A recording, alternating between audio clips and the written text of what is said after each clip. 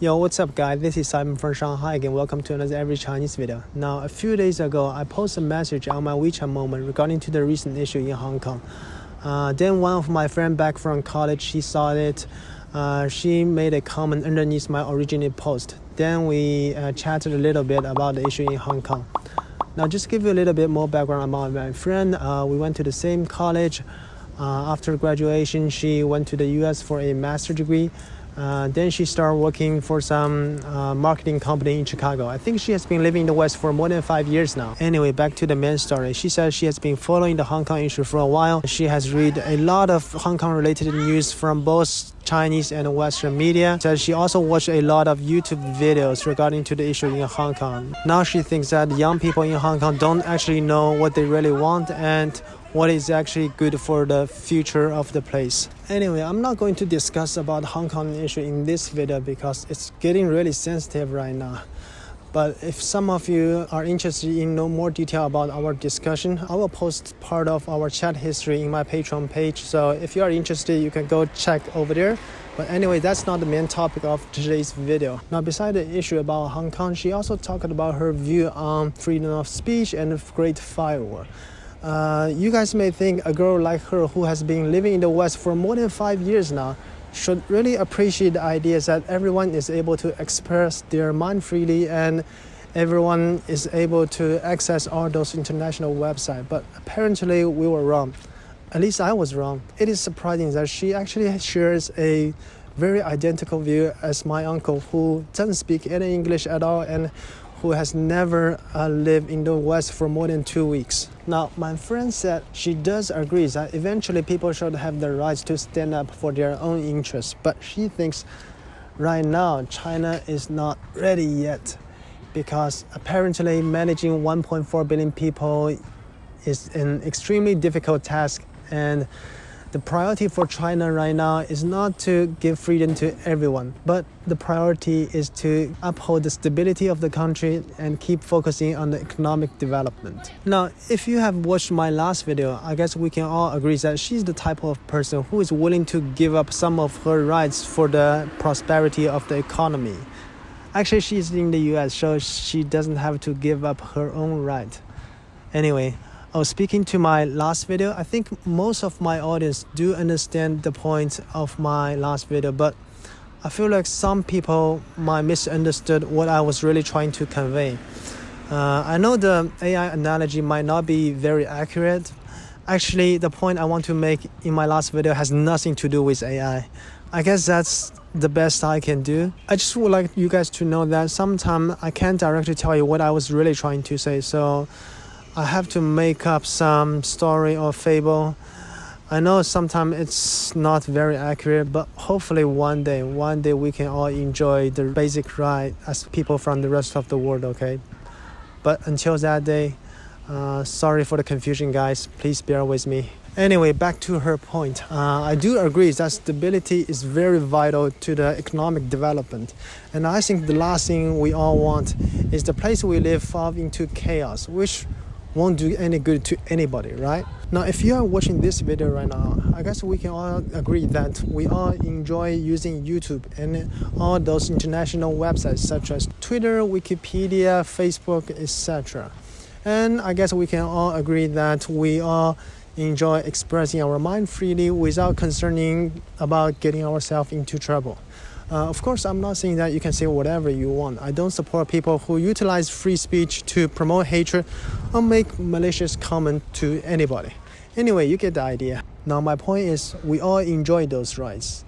But if we Chinese people are not ready yet, then can anyone give me a clear answer when we will be ready? And what is the prerequisite of being able to have those rights? And who should be in charge of making the decision whether we are ready or not?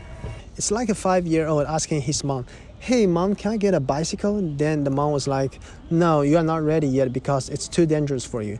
Then the kid was like, "Okay mom, then can you tell me when I will be ready?" Then the mom replies, "When you really have learned how to ride a bike, I will get you a bike." Then the kid was like, "Okay mom, but if I don't have a bike in the first place, how am I supposed to learn to ride a bike?" Now, the real situation, of course, is much more complex than that bike analogy, but I think the main idea should be the same. if you only give your kids one side of the story and never let them hear the other side of the story and prohibit them from discussing some issue openly, then how are they gonna learn? How are they gonna become open-minded and start thinking things critically? I know during the practice, bad things will happen. It's just like kids learning to ride a bike. They will fall, they will get hurt, there will be bruises here and there, but if you don't make that first step, if you don't let your kid start riding it, then how are they gonna learn how to ride a bike? No, I'm just worried that if we don't get practice right now, we may never be ready to ride our bicycle. I think being able to ride that bicycle is not only important to myself, but it's also very important to the whole nation. Why? I think it's the only effective way to prevent government from abusing its power. Now let's just assume that our current government is great. They're doing a fantastic job. But one day they will get old, they will retire. Somebody else gonna step over and they will make all the decision. And we can 100% guarantee that all the successors in the future will keep up the great work, right?